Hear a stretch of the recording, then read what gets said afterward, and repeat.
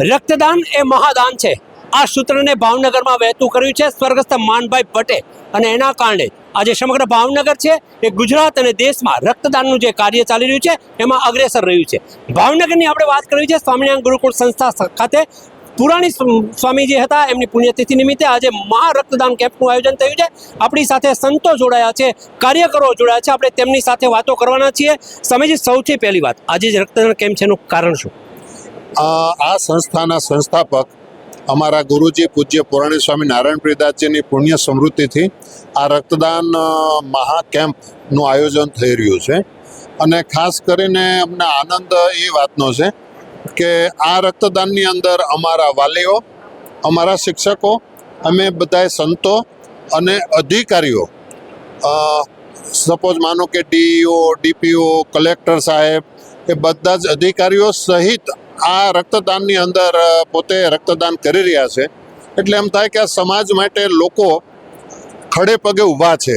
એટલા માટે સારું લાગે છે કે આ જે ઉત્સાહ, આ ઉમંગ એ સમાજ માટેની એક જવાબદારી અને સમાજ માટેનું એક ઋણ સ્વીકારવા માટે જે આટલો માહોલ તૈયાર છે, એના માટે અમારા સમગ્ર વિભાગના બધા જ પ્રિન્સિપાલશ્રીઓ, શિક્ષકોએ સરસ મજાનું આયોજન કર્યું છે, અગાઉથી સંકલન કર્યું.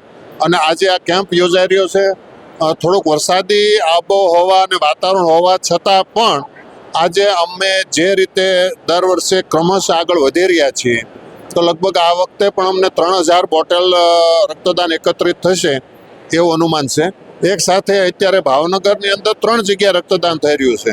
સરદારનગર આજે મુખ્ય અમારું ગુરુકુળ કેમ્પસ છે ત્યાં, નૈમિષારણ્ય સ્કૂલની અંદર અને જીઆઈડીસી શ્રી સ્વામિનારાયણ વિદ્યાલયમાં એક સાથે 3 જગ્યાએ રક્તદાન શિબિર ચાલી રહી છે. સાહેબ, આપ પણ અહીંયા જોડાયા છો, શું કે?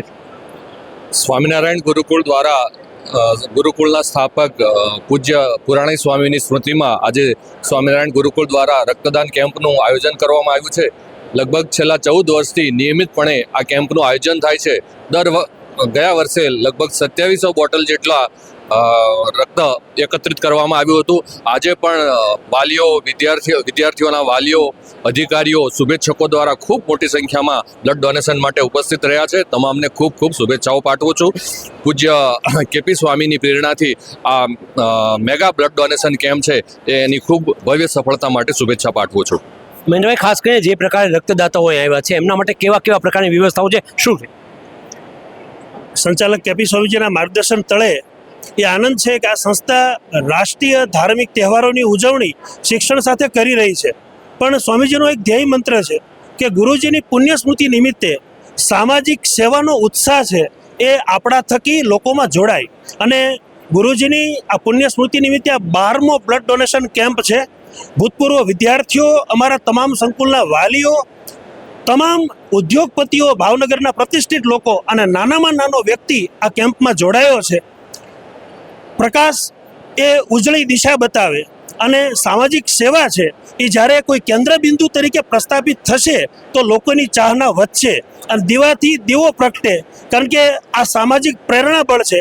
અને કેપી સ્વામીજીના માર્ગદર્શન તળે તમામ વિભાગના પ્રિન્સિપાલ શ્રી, તમામ સ્ટાફ અને તમામ વિભાગના વાલી, ભૂતપૂર્વ વિદ્યાર્થી, અને આજે વરસાદી માહોલમાં જે તમે આ ઉત્સાહ જોઈ રહ્યા છો કે ગવર્મેન્ટે કાયદાનુસાર રજા રાખી છે, પણ લોકોનો જે ઉત્સાહ છે, 12 વર્ષમાં આવો ઉત્સાહ રક્તદાતાનો સ્વામીજીએ કે અમે ક્યારેય જોયો નથી. એટલો ઉત્સાહથી આ લોકો રક્તદાન કેમ્પમાં જોડાઈ રહ્યા છે.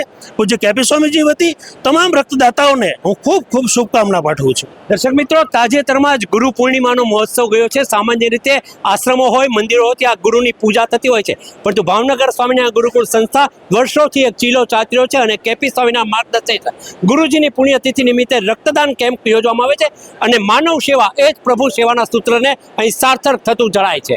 ફરી મળીશું એક નવા વિષય સાથે. ત્યાં સુધી રજા.